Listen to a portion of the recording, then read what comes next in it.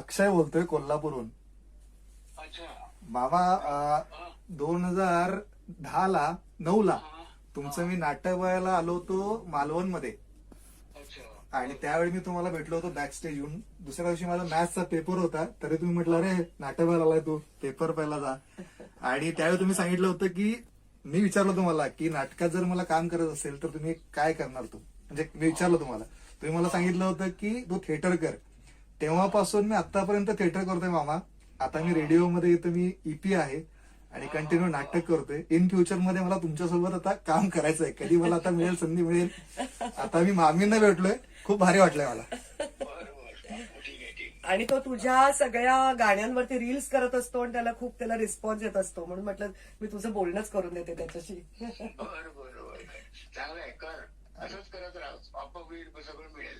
मिळेल मिळेल मामा. आणि तुम्हाला बघत आम्ही मोठे झालोय, आणि तुम्हाला बघत आम्ही मोठे झालोय, हे आम्ही खूप जिव्हाळ्याचा विषय आहे अशोक मामा म्हणजे आमच्यासाठी.